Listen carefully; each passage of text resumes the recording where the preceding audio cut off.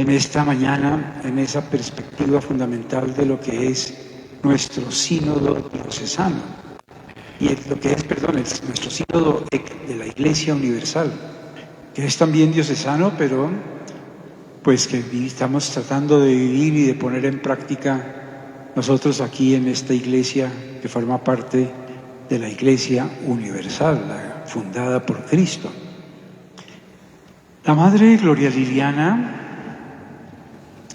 pues es una religiosa, como les decía, de la Compañía de María, y ella ha realizado a lo largo de su vida consagrada todo un camino y un trayecto de vida religiosa, de servicio a la Iglesia y a la de la Iglesia, de gran compromiso con los compromisos y las orientaciones de la Iglesia Universal y particular. Ella es doctora en teología de la Universidad Pontificia Bolivariana, magíster también de esa misma, magíster en teología bíblica de la Universidad Bolivariana, licenciada en trabajo social con estudios complementarios de pedagogía en la Universidad de La Sabana y unos cursos de especialización y diplomados en diferentes áreas de la actividad social y humana. Tiene una gran experiencia de servicio a la misión de la Iglesia. Ella actualmente es la rectora del Colegio Bilingüe La Enseñanza, que queda aquí por la autopista, y docente del Instituto Teológico de la Vida Religiosa. También, pues, es superiora provincial de la fue superiora provincial de la Compañía de María hasta el 2013 al 2023, presidenta de Religiosos de Colombia hasta el 2018, presidenta de la CLAR, de la Confederación Latinoamericana de Religiosos, del 18 al 25, miembro de los equipos teológicos de la Conferencia de Religiosos de Colombia, de la Conferencia de Religiosos de América Latina, del CELAM, y actualmente también colabora en la Comisión de Doctrina de la Conferencia Episcopal Colombiana. Y el motivo que nos hizo y nos hizo anhelar que ella estuviera aquí con nosotros hoy. Ella participó como madre sinodal en el sínodo de la Iglesia Universal, que todos vivimos y que todos estamos y conocemos y que estamos profundizando, y también fue madre sinodal para el sínodo de la Amazonía, importantísimo también. Es autora de muchas publicaciones, de libros, de artículos, como por ejemplo el libro titulado Al eco de su voz, otro libro, Estamos a tiempo, el libro Con ellas, el libro Como ellos. Bueno, una actividad literaria y reflexión teológica, pastoral muy importante. Por eso hemos querido invitarla. Actualmente, pues ella está desarrollando toda una labor, no solamente, en primer lugar, de aplicación de las orientaciones, de aplicación del documento final del sínodo, y también, pues, siendo un apóstol, digámoslo así, de la sinodalidad a través de sus conferencias, de sus participaciones, de sus asesorías a diferentes instituciones de la Iglesia. Para esta oportunidad, pues, ella le hemos pedido que nos hable precisamente de la sinodalidad y del sínodo. Y por eso, pues, que este momento fuera muy importante para adentrarnos nosotros también, ya con el conocimiento y la experiencia de la Madre Liliana, para que nos adentremos más y más y más en el documento y en la interiorización y asimilación del documento de la sinodalidad y en ese empeño por poner en práctica ese documento y esas conclusiones del sínodo que lideró el Papa Francisco en los últimos tiempos de su pontificado y su servicio a la Iglesia. Por eso ella nos va a hablar hoy sobre las claves para la recepción del documento sobre la sinodalidad.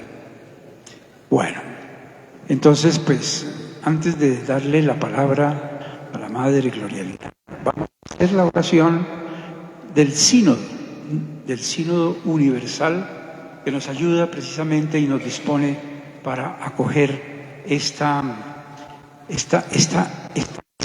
acción, fundamental de la Iglesia universal que nos está guiando y nos está dirigiendo el camino de toda la Iglesia en sus jurisdicciones a lo largo del mundo y por lo tanto en América Latina, en Cundinamarca y en Zipaquirá, y que queremos nosotros pues también asimilar, acoger, y para eso suplicamos al Espíritu Santo, que es el que guía, ilumina, fortalece a nuestra Iglesia y a nosotros, a cada uno y a nuestras comunidades. Vamos a ponernos de pies para esta oración del sínodo que se realizó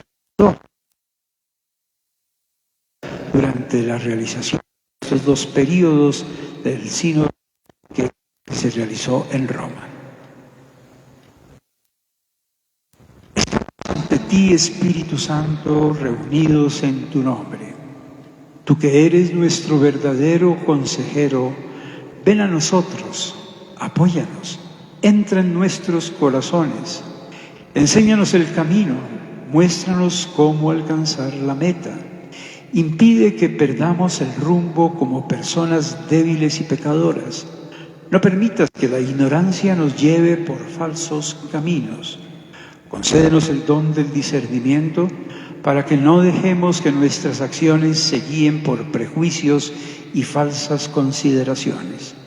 Condúcenos a la unidad en ti, para que no nos desviemos del camino de la verdad y la justicia, sino que en nuestro peregrinaje terrenal nos esforcemos por alcanzar la vida eterna. Esto te lo pedimos a ti, que obras en todo tiempo y lugar, en comunión con el Padre y el Hijo, por los siglos de los siglos. Amén. Pueden sentarse.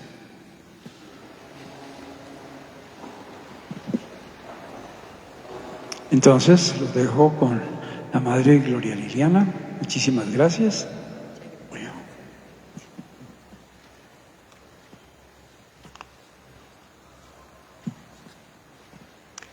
Buenos días.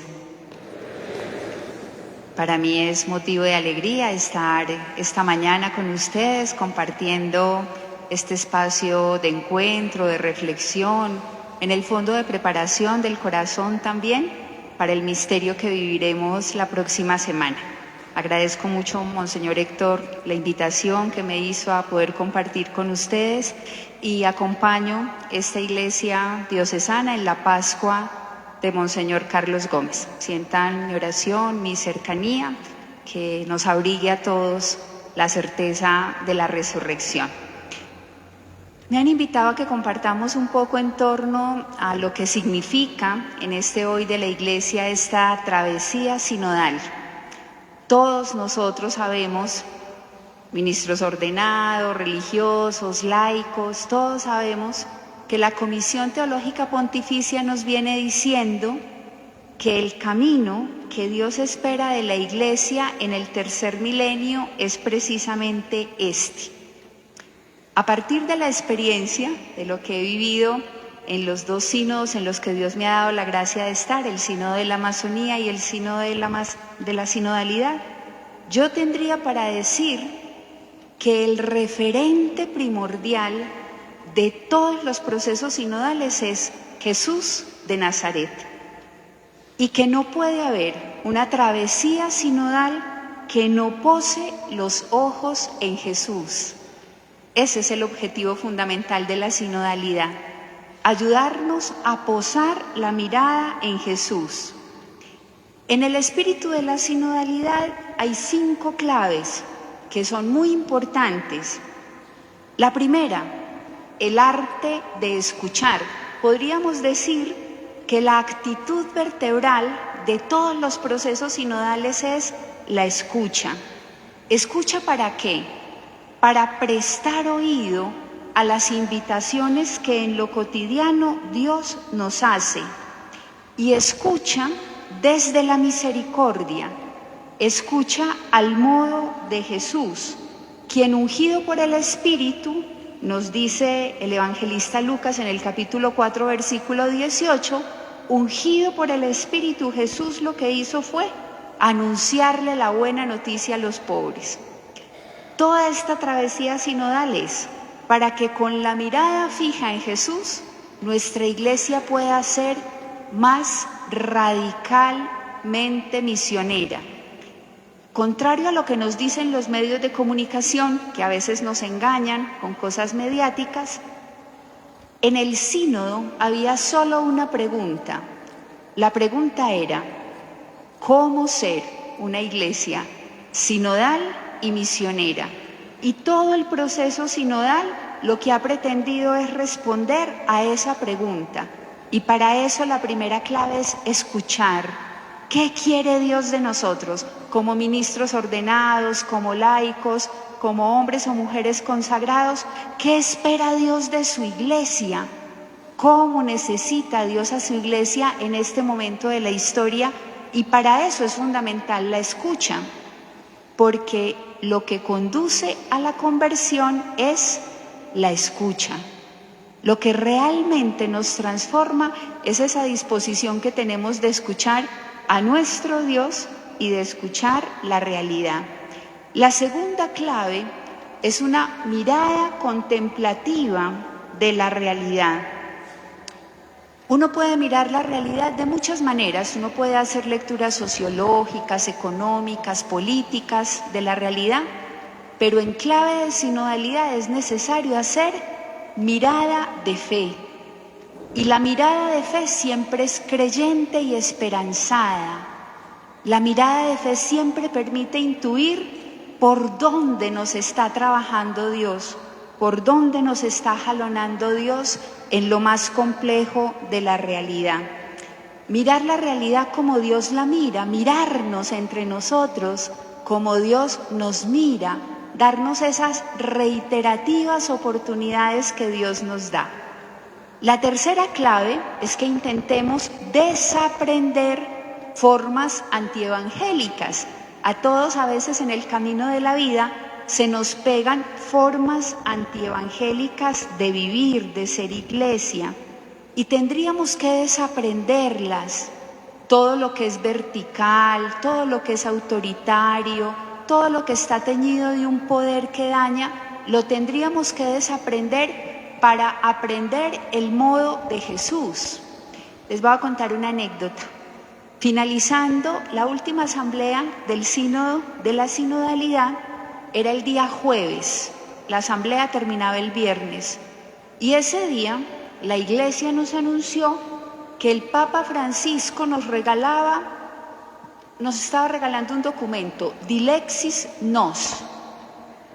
Un documento que quien no lo ha leído, lo invito a que lo lea, es hermosísimo, y que nos invita a poner la mirada en el corazón de Jesús. Y yo pensé, pero al Papa ¿cómo se le ocurre sacar este documento un día antes de que termine el sínodo y de que salga el documento del sínodo? Ya va a tener dispersa la atención, ya no vamos a pensar en el documento del sínodo, sino en Dilexis Nos. Cuando vine en el avión de Roma a Bogotá, me vine leyendo Dilexis Nos y entendí por qué el Papa nos regaló ese documento justo un día antes de que terminara el sínodo. Porque lo que la sinodalidad pretende es que hagamos nuestro el corazón de Jesús.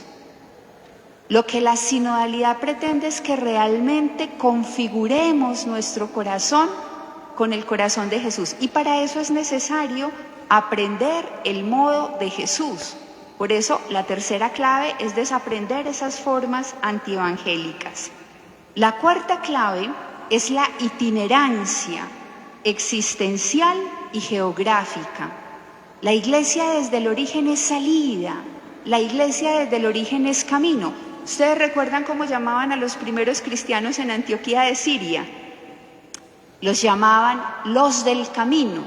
Dicen las tradiciones que la gente se asomaba a los umbrales de las casas y decía, ¿quiénes son esos? Los del camino. Lo típico, lo propio de cada uno de nosotros como hombres y mujeres cristianas, como hombres y mujeres que le creemos a Jesús, es peregrinar, es lanzarnos por el camino, es ir más allá, es ser iglesia en salida, iglesia que se aproxima a las trincheras más pobres de la sociedad para tender la mano, para ejercitarse en el arte de la solidaridad.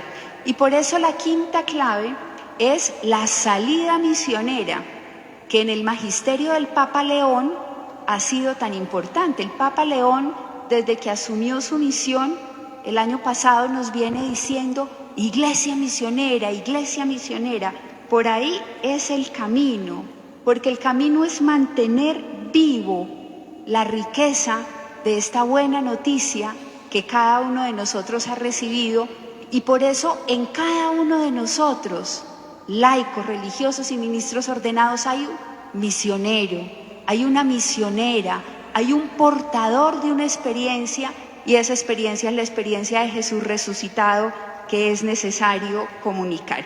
Esas son entonces las 5 claves fundamentales de la sinodalidad. Pero la sinodalidad tiene un protagonista. A veces a nosotros nos hacen creer, los medios de comunicación o los que nos quieren dividir, nos hacen creer que los protagonistas son personas. Nos hacen creer que el protagonista es el papa de turno o el sacerdote. Y no, el protagonista es el Espíritu. El protagonista de la sinodalidad es el Espíritu. Lo que está atravesando toda la sinodalidad es la neumatología, porque miren, es el Espíritu el que configura el rostro de la iglesia. Lo que nosotros somos lo configura el Espíritu, y es el Espíritu el que hace posible entre nosotros la comunión, que siendo tan distintos podamos sentirnos hermanos. A veces en nuestras parroquias uno encuentra que vivimos como esa canción del Caribe, como Muchilanga le dio a Burundanga y Burundanga le dio a Bernabé, que los niños de la infancia misionera no se entienden con los del grupo juvenil, los del grupo juvenil no se entienden con los de Maús no se entienden con... Pero la gran llamada que tenemos es la llamada a ser hermanos, más allá de nuestras notorias diferencias. A lo que nos invita la sinodalidad es a que cada uno de nosotros pueda ser un guardián de la unidad, y eso lo hace el Espíritu. Por eso la sinodalidad no fue una moda del Papa Francisco, o no es ahora una moda del Papa León. La sinodalidad es la manera como el Espíritu nos está recreando, y nos está recreando para volvernos al origen. La historia de la iglesia está habitada por el Espíritu. Y la historia de la iglesia se construye en el claro oscuro de lo humano, en una confrontación permanente entre debilidad y gracia. Eso es lo que celebramos en Cuaresma. De eso hacemos memoria en Cuaresma, de nuestra realidad. Somos debilidad y somos gracia. Somos miseria y somos milagro. Somos la posibilidad de Dios precisamente en nuestra fragilidad, y por eso a lo que nos invita la sinodalidad es a la conversión. Y la conversión supone vaciamiento, supone que le abramos el corazón al Espíritu. Por eso lo primero a la hora de querer caminar en sinodalidad es pedir la gracia de la conversión. A mí siempre me llamó mucho la atención que el Papa Francisco, que estaba tan convencido de la reforma y que consideraba que tenía que haber reforma de las estructuras, miren lo que decía: el camino de la verdadera reforma de la Iglesia es la santidad de cada uno de sus miembros. Habrá reforma, habrá transformación, habrá vuelta al origen cuando cada uno de nosotros se decida vivir en santidad. Y eso supone conversión, porque supone una transformación de las actitudes, supone dejar de un lado a veces modos de proceder, ideologías, posiciones fundamentalistas, para poder abrirle entonces el corazón a Jesús. ¿Qué se nos pide en el espíritu de la sinodalidad? Nada menos y nada más que lo que nos pidió Jesús justo en ese momento final de su vida: sean uno, como tú, Padre, en mí y yo en ti, que ellos también sean uno. La sinodalidad a lo que nos está invitando es precisamente a vivir esa unidad que configura la identidad, que conserva la esencia, que nos asegura que podamos pasar la prueba del tiempo. ¿Qué constata uno donde hay unidad? Donde hay unidad uno constata que hay comunión en los valores, que hay comunión en los criterios. Y la unidad no excluye la diferencia, sino que justamente precisa de la diversidad, del encuentro, de la comunicación, del vínculo. Exige relación. Para que haya unidad tiene que haber relación. Nos tenemos que conocer, nos tenemos que acercar, porque a veces uno piensa que el otro es una amenaza, pero es simplemente porque uno no conoce al otro. Todos seguramente hemos leído el libro del Principito. Para domesticarnos tenemos que conocernos. Entonces, la sinodalidad nos invita a conocernos, a construir la unidad, acogiendo lo que cada uno de nosotros es. Y en cada uno de nosotros hay un carisma, hay una vocación, hay un servicio diferente, todos distintos, pero todos complementarios y necesarios. En el espíritu de la sinodalidad, porque la sinodalidad supone una espiritualidad, lo que aprendemos es que la sinodalidad no es posible ahí donde hay soberbia o donde hay espirales de poder anquilosados, y tampoco es posible donde no hay flexibilidad o donde no hay apertura al espíritu, porque la unidad supone vivir la mística del nosotros, la mística del encuentro, de la relación. Y en lo más auténtico del encuentro uno no elimina la identidad del otro, sino que uno reconoce esa riqueza del otro y camina en complementariedad. ¿Cuál es la misión más importante que tenemos los cristianos en este momento de la vida? Es trabajar por la comunión carismática, la comunión de distintos carismas, de distintos ministerios. El desafío es implicarnos corresponsablemente en esta misión de la Iglesia. A mí me impacta muchísimo que en un mundo como el nuestro, que es un mundo roto, es un mundo atravesado por la crisis, es un mundo tentado de polarización, la misión más grande que nosotros tenemos es decir que es posible vivir la plenitud del amor. En la primera asamblea del Sínodo de la Sinodalidad, una tarde, el Papa Francisco, que acostumbraba a salir a la plaza de San Pedro, salió a almorzar con los mendigos que acostumbran estar a las afueras de la plaza. Y llegó en la tarde a la asamblea y miren lo que nos dijo.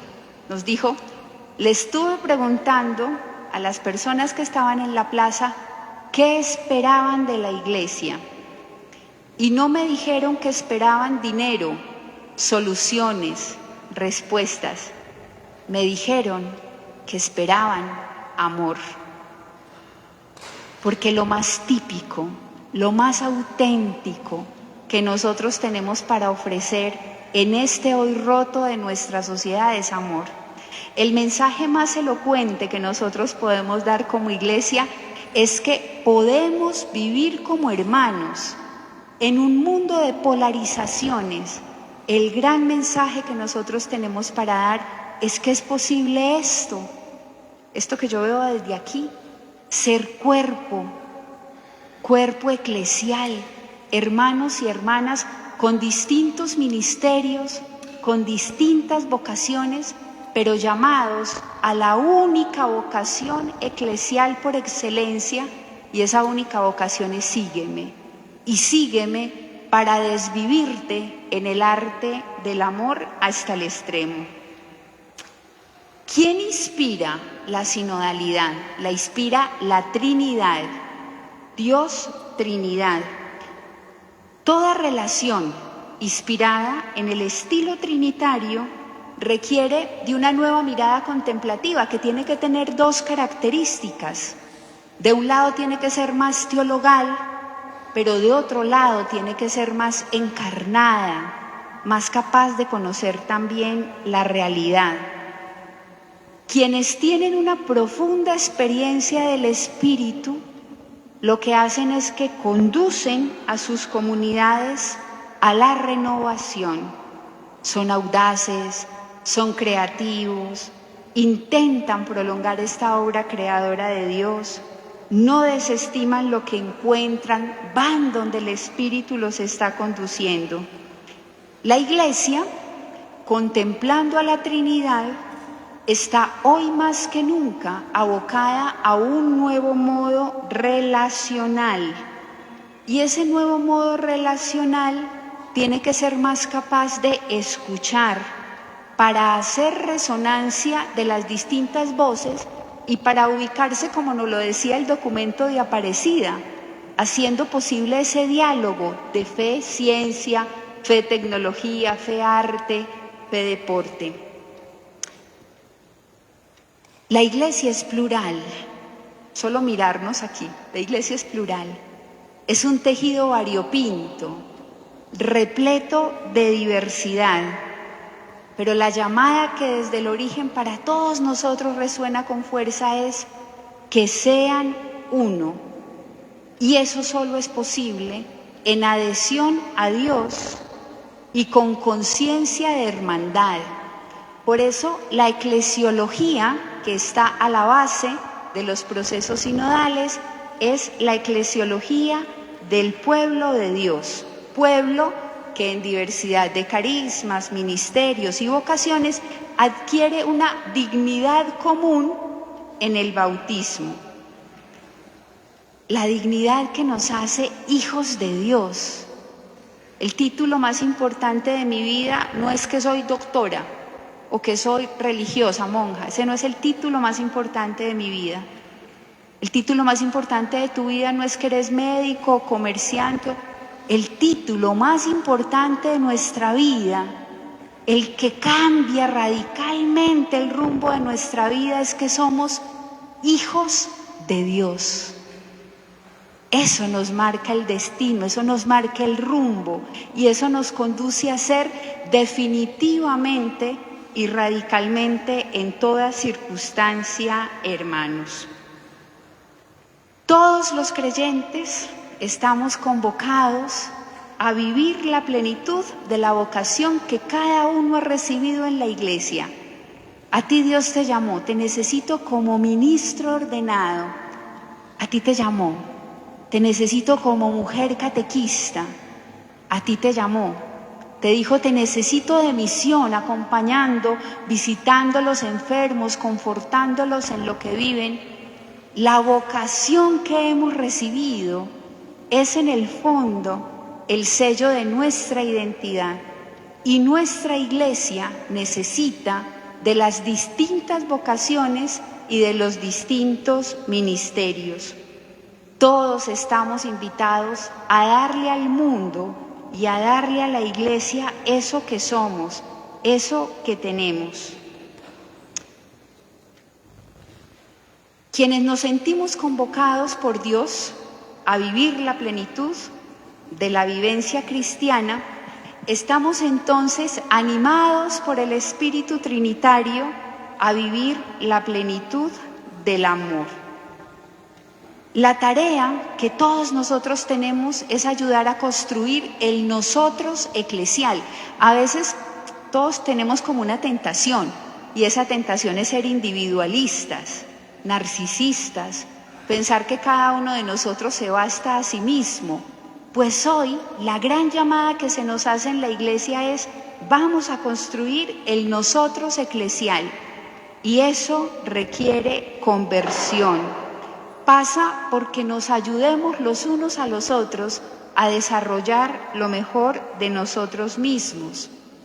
Miren, en una iglesia sinodal, yo sé que ustedes están en un proceso ya muy bonito en sus parroquias, de conformar esos equipos sinodales, de ver cómo van a implementar el sínodo.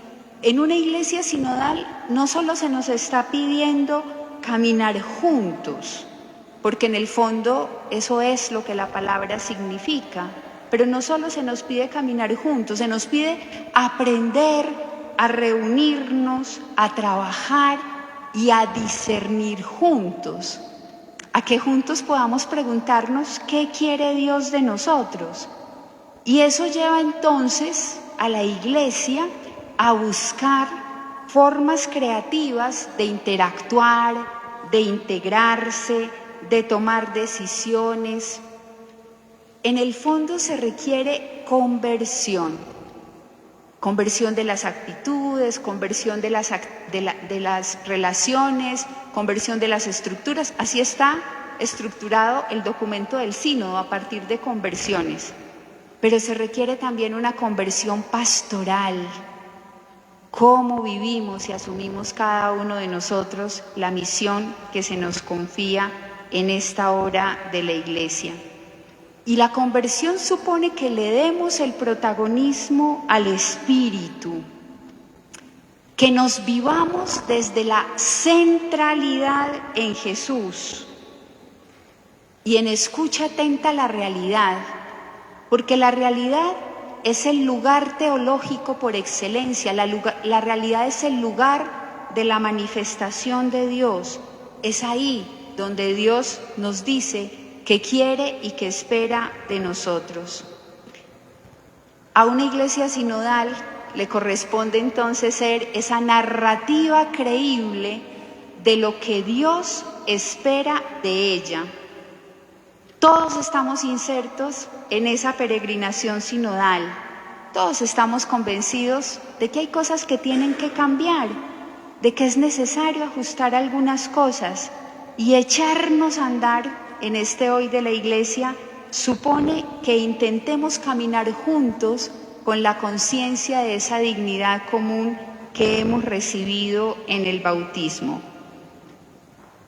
El espíritu de la sinodalidad nos propone movimiento, nos propone salida, y ahí yo quisiera regalarles algunas intuiciones a modo de movimientos que considero que pueden ayudarnos a hacer vida el espíritu de la sinodalidad. Son 10 movimientos. El primero, que en nuestras parroquias, en nuestras comunidades de fe, ahí donde estamos, podamos permitir que cada uno, y al ritmo del espíritu, aporte su don.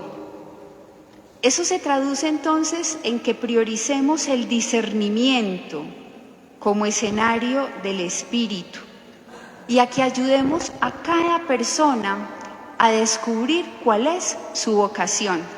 Incluso nuestros procesos de iniciación en la fe tendrían que ayudar a eso. La estructuración de nuestras catequesis tendría que ayudar a que cada persona desde pequeñita pudiera ir intuyendo qué quiere Dios de ella. Procesos de iniciación cristiana que posibiliten la experiencia de Dios, pero que posibiliten también que desde muy pequeños podamos ir intuyendo eso que Dios espera de nosotros. Permitir que cada uno al ritmo del Espíritu aporte su don no es otra cosa que sentir que todos somos corresponsables de la evangelización y del desarrollo humano integral en nuestra iglesia. No es posible seguimiento a Jesús sin pasión por el reino. No es posible vida de fe sin compromiso con el desarrollo humano integral. Creerle a Jesús es trabajar por su reino. Creerle a Jesús es asumir con conciencia la vocación que todos tenemos de ser en esta iglesia misión. Y entonces, en este movimiento tendríamos que ayudar a que todas las personas conscientes de su vocación participen activamente en la vida de la iglesia. Hace poco escuchaba unas cifras que a mí me dejaron sinceramente preocupada. Algún padre me contaba, mira, en mi parroquia son, voy a dar una cifra, 15.000 feligreses, el territorio 15.000. De esos 15.000, a la iglesia vienen los domingos 3.000. Y de esos 3.000, en los grupos parroquiales hay 200. Eso es una parroquia en Medellín, el Santo Cura de Ars, oí eso hace como un mes. Esa cifra nos tiene que mover a algo. Como pastores, como laicos, como mujeres consagradas, esa cifra nos tiene que mover a entender que creerle a Jesús supone participar, comprometernos, entender que cada uno de nosotros es misión y que tiene un compromiso de cara al anuncio de la buena noticia de Jesús. El segundo movimiento, con el corazón centrado en Dios, ser la sapiencial presencia que humaniza. Miren, lo único que centra, lo único que unifica la vida es la relación personal con Dios. Solo eso. Y en eso todos podemos crecer.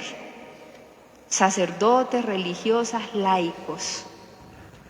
En este hoy de la Iglesia, con la conciencia de que el reino es el horizonte de sentido, a todos nos hará bien optar por la interioridad, y a eso nos invita la sinodalidad, a optar por la interioridad como el fundamento que nos repuebla de razones para existir. La llamada es a ir al fondo. A veces nosotros nos quedamos como en la epidermis, en la superficie, y la llamada que nos está haciendo la sinodalidad es que vamos al fondo, a lo profundo, que nos situemos en modo trascendencia y desde la mirada contemplativa.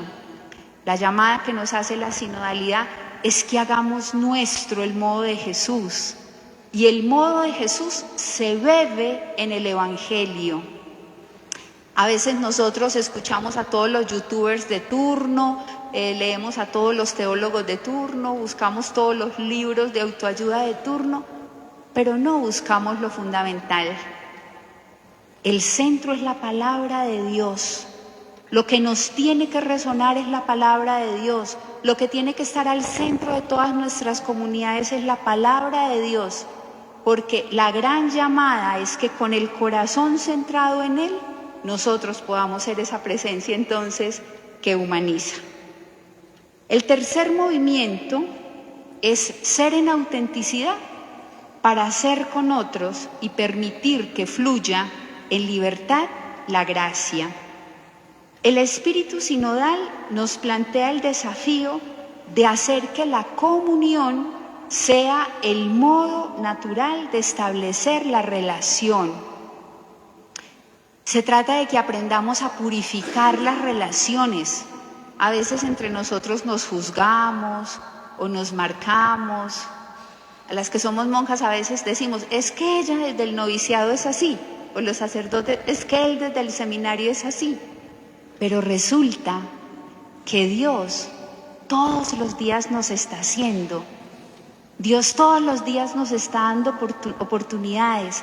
Todos los días está recreando en nosotros. O nosotros decimos, porque somos buenísimos para juzgar todos, es que los de ese movimiento de la iglesia son así. Y esos dicen, y los de ese otro son así. Démonos la oportunidad de acercarnos, de conocernos. Intentemos mirarnos como Dios nos mira por ahí pasa la necesaria conversión a la que nos llama el espíritu de la sinodalidad. Y eso supone entonces el cuarto movimiento, que es ensanchar el corazón hasta que haya lugar para todos. Una iglesia, una congregación, una familia, casa de acogida, iglesia con rostro samaritano, que reconoce que a lo que estamos invitados es a la bondadosa cercanía, a entender desde lo profundo que este es un tiempo privilegiado para el encuentro. Y en este sentido, en clave de sinodalidad, será necesario que en los espacios de misión renovemos también la opción por la casa común como lugar de la manifestación de Dios. Quinto movimiento, que el servicio sea desde la palabra, que da sentido, que vertebra y que nos abre horizontes de renovación y de compromiso. Miren, la palabra, si ustedes han leído el documento del sínodo se dan cuenta cuántas veces el documento hace referencia a la palabra de Dios. La palabra de Dios es fundamental en los procesos sinodales, porque la gran llamada que tenemos como iglesia es hacer lectura de fe, lectura encarnada, lectura liberadora de la realidad. La gran llamada que tenemos es iluminar cada acontecimiento, la totalidad de los procesos, la gratuidad de cada encuentro con la palabra de Dios. A veces nosotros cuidamos mucho los métodos, entonces metodologías, los símbolos, eso es muy importante, pero a veces se nos olvida que lo que tiene que estar en el centro es la palabra de Dios como un imperativo, porque en torno a la palabra no nos perdemos. A veces nosotros nos ponemos como unos sellos ideológicos, decimos los de derecha, los de izquierda, los de iglesia renovada, los de iglesia retorna, los de tal papa, los de tal otro, nos ponemos sellos ideológicos, ahí nos perdemos, ahí nos desangramos, ahí nos dividimos. En cambio, en torno a la palabra, todos confluimos. Ahí no hay pérdida. La verdad es una sola que resuena nítida para cada uno de nosotros. Y por eso entonces el gran desafío, si estamos empeñados en ser una diócesis que haga vida el camino sinodal, será permitir que esa palabra, esa buena noticia, resuene con la capacidad que tiene de sanar, de liberar, de dignificar, de levantar, que en todos nuestros procesos estén vertebrados en torno a la palabra de Dios. El sexto movimiento es que la misión contribuye a la transformación. La presencia es el lugar de la gracia. La presencia es la condición para la epifanía, para la manifestación de Dios. Esta mañana yo llegué a la casa San José, donde viven unas mujeres ancianas, y cuando salíamos de la casa vi dos ancianitas llevándole alimentos a unos perritos que hay. En esas mujeres, en su actitud, en su disposición al cuidado, a mí me habló Dios esta mañana. Si yo no hubiera estado ahí, me hubiera perdido esa manifestación de Dios hoy para mí, que me hizo sentir que aunque las fuerzas decaigan, siempre es posible el cuidado. Eso me hizo sentir hoy Dios a mí viendo esas mujeres. La presencia es el lugar de la manifestación de Dios. Por eso, una iglesia misionera supone estar ubicados en nichos de confort, ubicados en parcelas de comodidad.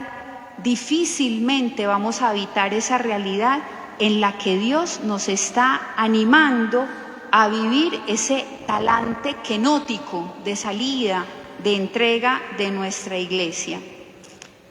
Estamos llamados a seguir trabajando en el espíritu de la sinodalidad por una iglesia que es madre y es maestra, pero estamos llamados a entender que la iglesia también es hermana y es discípula. que la iglesia también es hermana y es discípula. Y eso supone eso supone conocer los territorios, eso supone ser una diócesis como es esta, con presencia en tantas orillas donde Dios está clamando por un compromiso real. El séptimo movimiento es reconocer que la misericordia es el dinamizador del compromiso.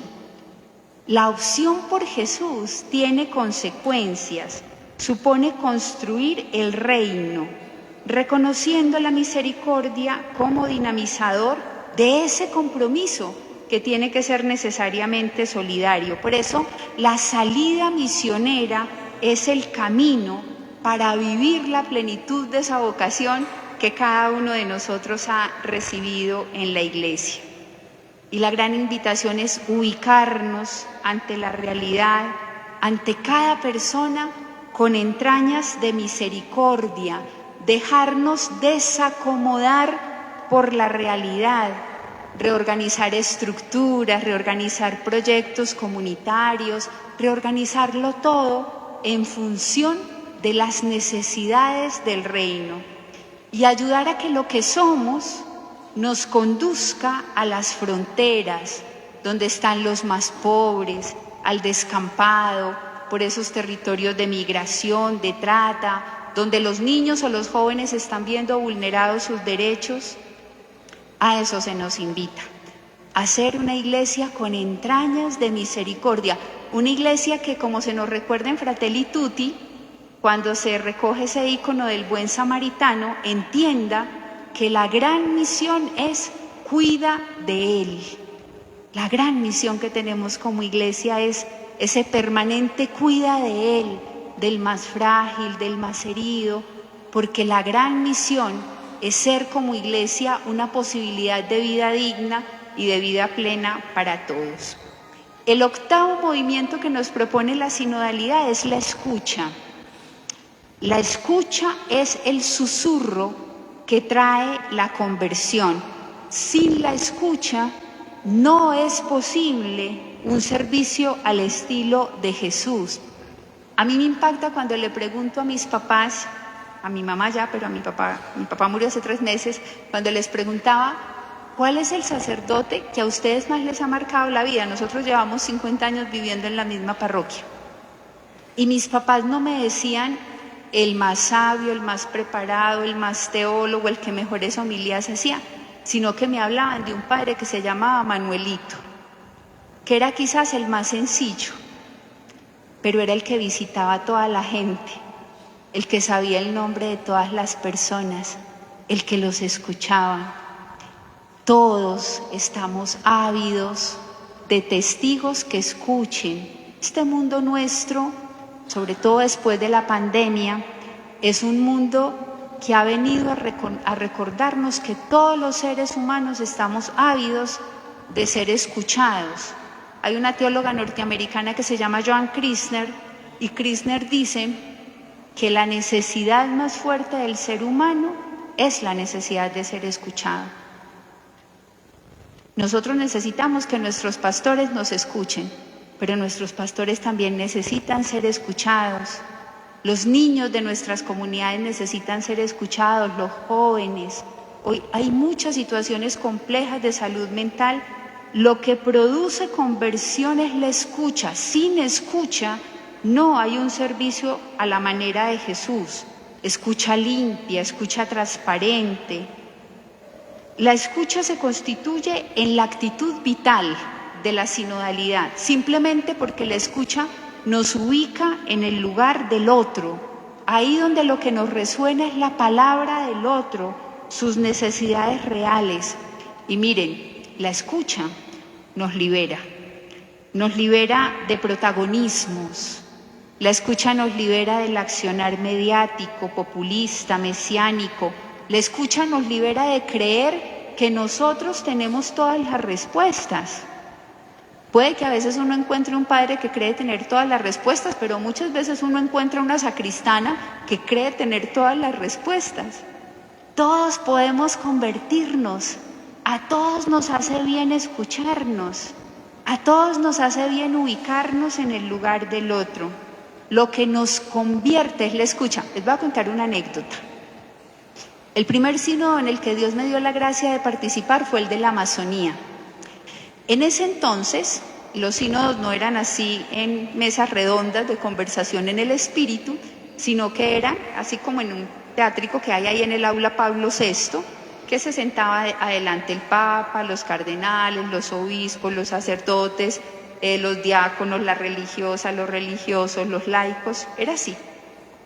Y en ese sínodo cada uno podía hablar solo 3 minutos, ¿cierto? Uno tomaba la palabra 3 minutos aportando el tema que tuviera para aportar, que eso es distinto a cómo es el sínodo ahora. Entonces un cardenal levantó la mano el primer día y dijo: yo frente a este tema pienso así, así y así. Y habló sus 3 minutos. Al tercer día, cuando ya todo el mundo había hablado sobre ese tema, se abrió un espacio como para resonancias y ese cardenal volvió a levantar la mano. Y miren lo que dijo: yo, frente a ese tema, pienso, después de haber escuchado a los pueblos indígenas, completamente distinto a como pensaba el primer día. Ese cardenal se convirtió, porque la escucha, cuando es auténtica, nos conduce a la conversión. Entonces, la gran llamada es escuchar a nuestro Dios en la palabra, en lo complejo de la realidad, en los otros, para intuir eso que Él está queriendo de nosotros y para poder en fidelidad caminar hacia eso que Él espera. Noveno movimiento. El noveno movimiento es que la llamada es a la mística del encuentro. Y eso supone entonces un propósito por ampliar las búsquedas. La sinodalidad no pretende consensos. El Papa acostumbraba a decir que no se trata de un parlamento. Lo que se pretende cuando estamos en un proceso sinodal, y esto es muy bonito, miren, lo que pretendemos es abrirle paso al Espíritu. Cuando yo me reúno con mis catequistas, a hacer con ellos conversación en el espíritu y me reúno para pensar qué más podemos hacer, cómo hacemos la catequesis, cómo llegamos a los que están allá en la última veredita. Cuando yo estoy haciendo eso, no es para lograr un consenso, no es para que todos pensemos lo mismo, es para que todos escuchemos al Espíritu, le abramos paso y permitamos que Él nos muestre. Él es el que tiene para mostrarnos cómo ser la diócesis sinodal que queremos, cómo ser la parroquia sinodal que queremos, cómo ser la familia sinodal que queremos. Eso supone una apertura al Espíritu. Pero supone también que intentemos que la voz de todos pueda resonar. Entonces, por eso todo ese énfasis que se está haciendo, por ejemplo, en la importancia de los consejos, del consejo parroquial, del consejo diocesano, del consejo económico, que podamos como ampliar esas posibilidades de la participación para que juntos busquemos cuál es la voluntad de Dios. Y el 10º movimiento es que reconozcamos que todo requiere de tiempo, de procesos y de paciencia. Las dinámicas sinodales deben generar procesos y procesos que posibiliten la continuidad de las acciones. Miren, yo no sé si pasa aquí, puede que no, pero a nosotras las monjas nos pasa. Te nombran a ti rectora de un colegio y tú llegas, ves esa pared pintada de amarillo y tú la pintas de blanco porque te parece mejor de blanco. Y resulta, eso no pasa, pero resulta que la otra la había pintado de amarillo porque habían hecho un estudio y el color que más le gusta a los niños de preescolar es el amarillo.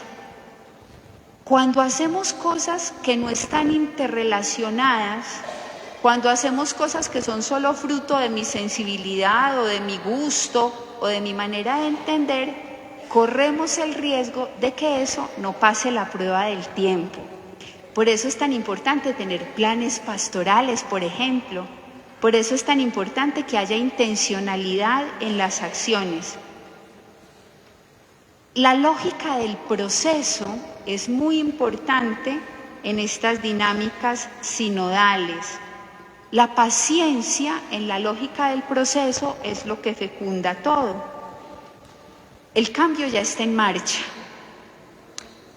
pero tenemos que seguir dando pasos hacia un escenario inédito. Es el escenario del Espíritu. Y en ese escenario es muy importante que podamos hacer siempre discernimiento de los signos de los tiempos.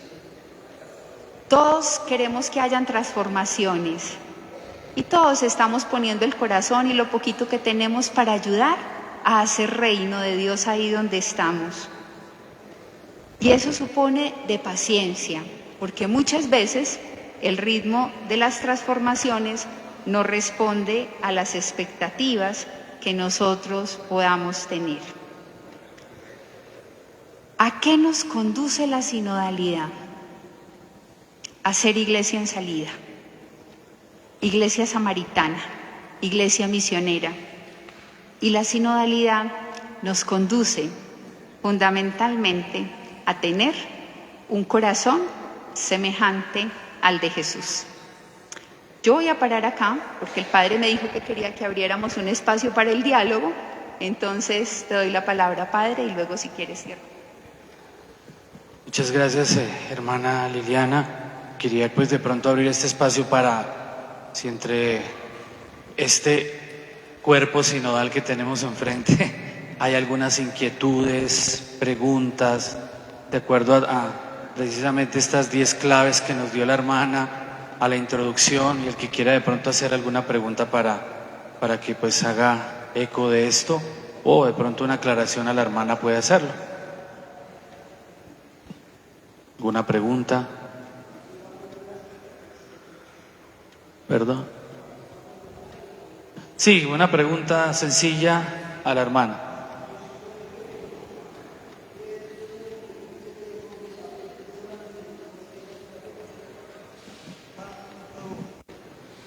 Se ha perdido mucho la misericordia en las parroquias, ya mucha frialdad, ya el párroco se limita simplemente a lo suyo, ¿sí? O sea, dar la misa, dar la homilía.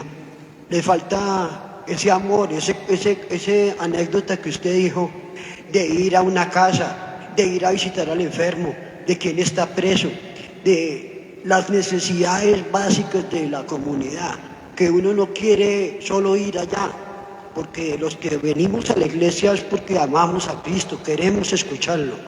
Él nos llama, pero hay personas que no tienen esa facilidad porque están enfermos, no tienen quien los lleve, digamos el hijo está preso, muchas situaciones, y muchas veces el señor que está a cargo de esa parroquia se olvida o no se olvida, supuestamente no le queda tiempo. Yo vivo muy disgustado en mi parroquia porque los lunes no hay misa. Y no sé, no quiero alargarme el cuento de por qué los lunes no hay misa, si el Señor es un Dios de todos los días. Entonces esa es mi pregunta, que haya un amor hacia nosotros, que somos la comunidad, que somos los hijos de Dios. Esto es escucha, muchas gracias. ¿Cómo es su nombre? Francisco Torres. Francisco Torres, Dios lo bendiga, muchas gracias. Esto es escucha, qué bonito. Y se vivió la práctica.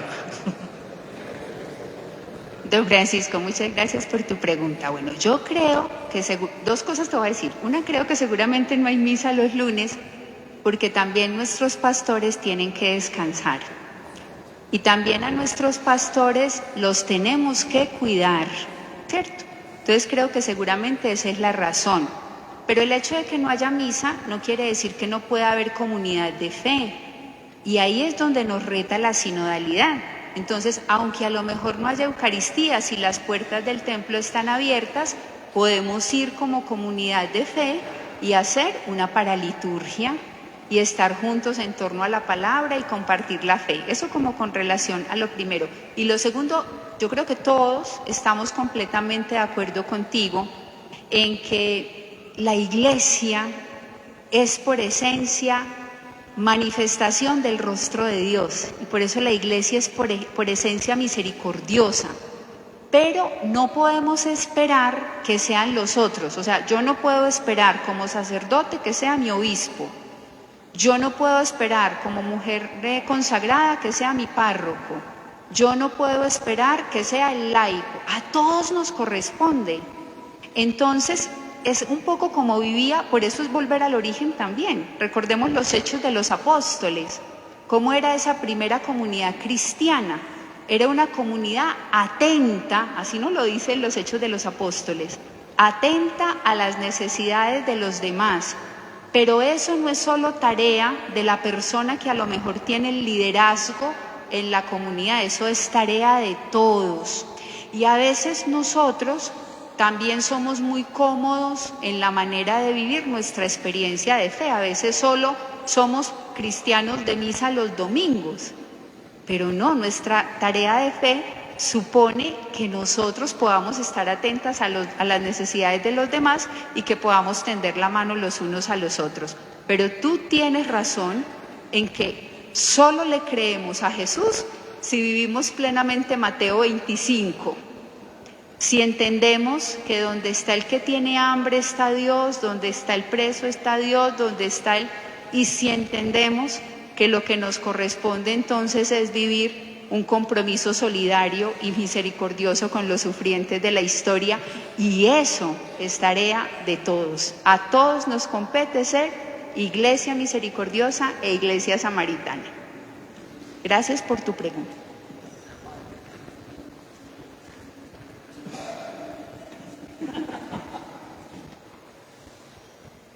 Es realmente precioso, maravilloso escuchar en este tiempo reflexiones tan bellas, tan hondas, tan profundas, como las que hemos participado en este momento.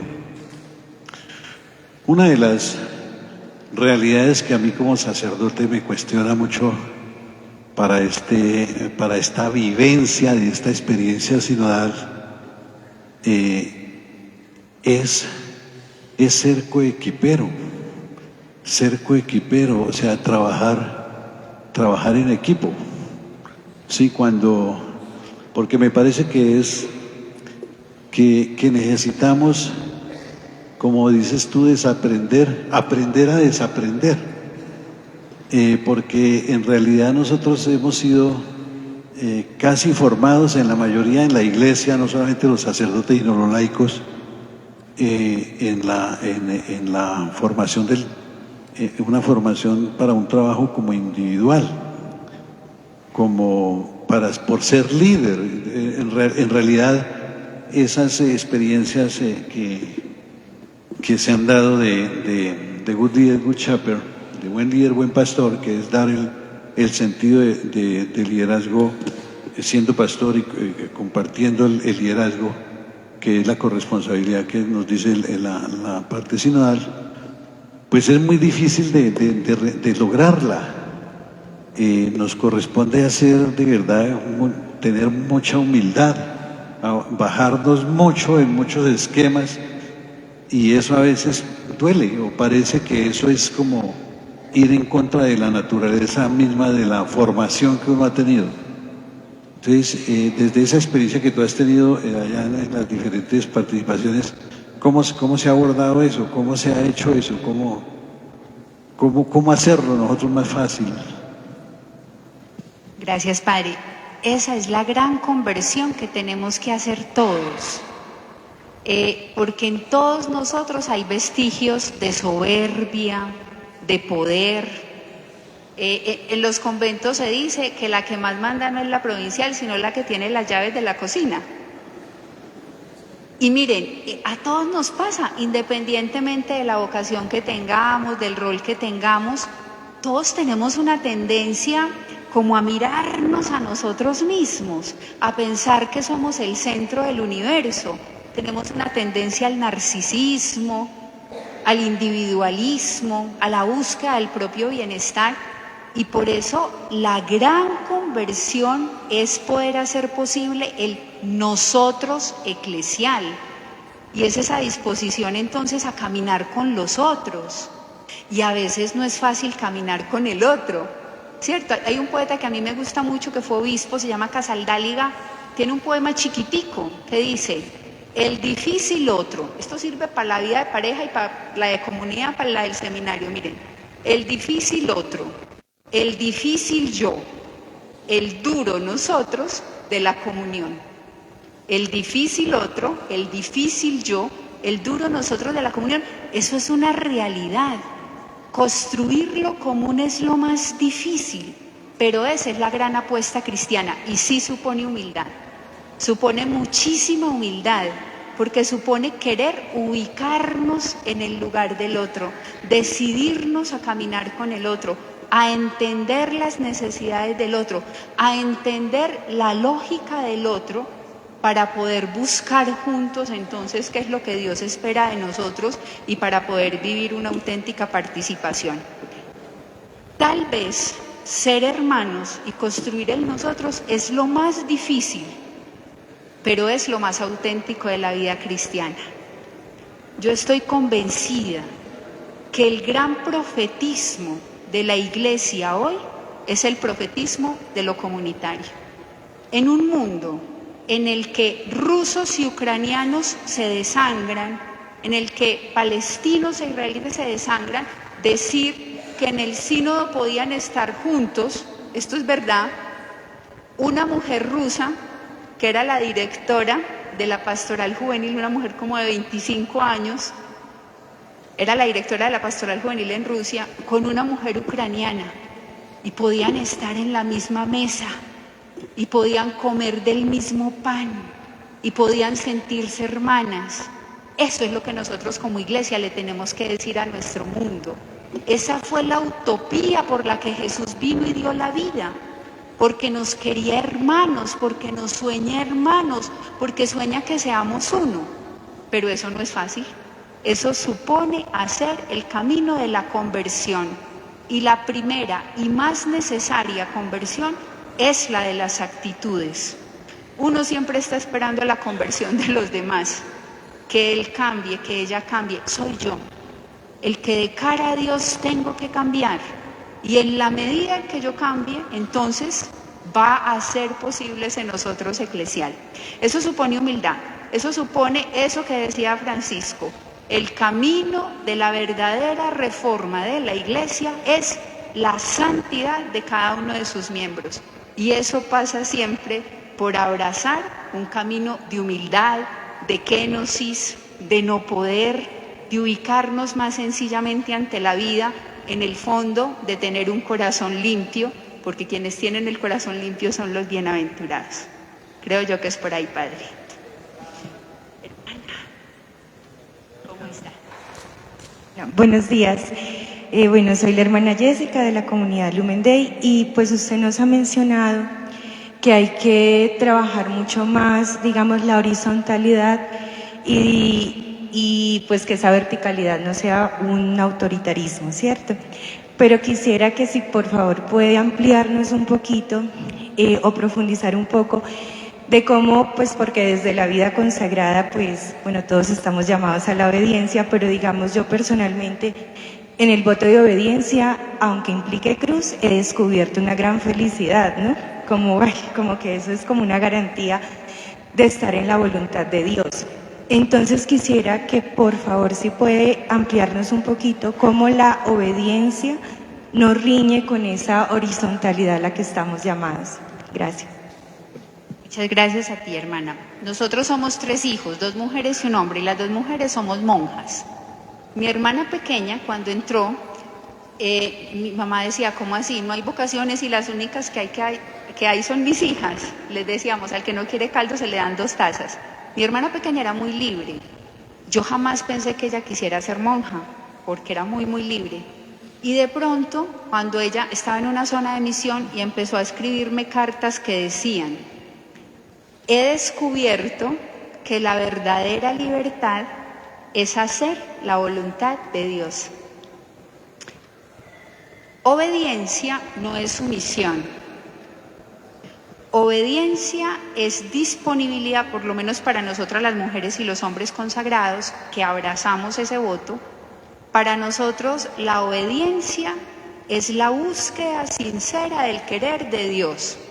Eso supone mediaciones, ¿cierto? Hay personas que son mediaciones, así lo vivimos nosotros en la vida religiosa, pero siempre, y con muchísima más razón en este momento de la historia, la vivencia de la obediencia supone también discernimiento, ¿cierto? Porque hay un riesgo, y aquí que estamos en familia, ese riesgo es el de los abusos. Y en la vida religiosa femenina puede haber una tentación que es el abuso de poder o el abuso de conciencia. Entonces, para liberarnos de ese pecado, que es un pecado que puede existir, es una tentación en la que podemos caer, pues como lo que tenemos que hacer es vivir siempre en actitud de discernimiento, de buscar lo que Dios quiere, nunca desde posiciones fundamentalistas, cerradas, autoritarias, siempre con la conciencia de que los servicios son solo esos servicios. Yo hace unos años fui la provincial, ahora soy la rectora y puede que mañana sea la portera. Y dentro de unos años estaré en una camita de enferma y muchas me van a cuidar. Mi tarea fue ser provincial, fue ser rectora y va a ser portera, pero eso es solo mi tarea. Yo tengo misión y mi misión es transparentar el rostro de Dios, que lo transparento siendo provincial, siendo portera o estando en mi camita de enferma. Por eso los servicios no se pueden constituir en un estatus de poder que deshumanice. Es decir, los voy a poner en un ejemplo de algo que creo profundamente.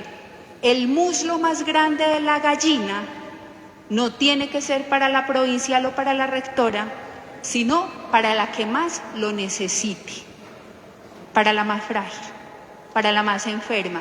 Y podemos correr esa tentación, como eres religiosa y yo también soy, te digo que nosotras podemos correr esa tentación de que los servicios nos ubiquen en estándares de poder que no los quiere Dios. Es un servicio. Y mientras más tengas esa clase de servicios, más agachadita tiene que estar, más humilde tiene que estar, más disponible tienes que estar a escuchar a Dios. Y a Dios lo escuchas en la palabra, a Dios lo escuchas en la intimidad del Santísimo y de la oración, y a Dios lo escuchas cuando con reverencia te sitúas ante tu hermana, le dices cuál es la necesidad de la misión que existe, pero eres capaz de escuchar también cuál es su necesidad, por dónde va, y juntas pueden ir buscando la voluntad de Dios. La obediencia es eso que Marisol, mi hermana, decía. La obediencia en el voto que nosotras hacemos es un canto a la libertad. La obediencia es una posibilidad inmensa de vivir para lo que Dios quiera, pero solo si la obediencia es evangélica, solo si la obediencia es vivida teniendo como base la fraternidad, porque hay modos en los que la obediencia se puede teñir de autoritarismos, de abusos de poder, y ahí no está Dios, ahí no está Dios, eso creo. Muchas gracias, hermana. Bueno, un laico, un sacerdote, una religiosa, les agradecemos su participación. Monseñor. Bueno, Madre Liliana, muchísimas gracias de verdad por estas palabras que nos has dirigido en esta mañana y que escuchándolas con mucha atención, pues vemos que iluminan muchísimo, muy profundamente este caminar que estamos haciendo de la sinodalidad, ¿no? Y creo que en todo el contenido que nos has presentado, pues allí se ha tocado es lo que está en el fondo de todo. Porque nosotros tenemos la tentación simplemente a mirar actividades, programas, pero esto que nos has presentado pues también nos ayuda a entender que no es solamente eso, sino que tenemos que cambiar nuestros corazones y volverlos más sinodales y ayudar y orientar a los demás para que también cambien sus corazones. Esa es una tarea nuestra de ministros de la Iglesia, pues la conversión, como tú lo decías, y el cambio del corazón profundo y de las actitudes y de lo que nos maneja y nos esclaviza interiormente, ¿no? Por eso muchísimas gracias, de verdad. Ha sido una iluminación muy grande y yo invito a todos, como lo he querido insistir en muchas ocasiones, no solamente se trata de conocer la sinodalidad, sino de empezar a vivirla y a trabajar en sinodalidad. Y aquí encontramos nosotros unas luces muy grandes y muy importantes para verdaderamente decir, estamos caminando en la sinodalidad juntos. Muchas gracias.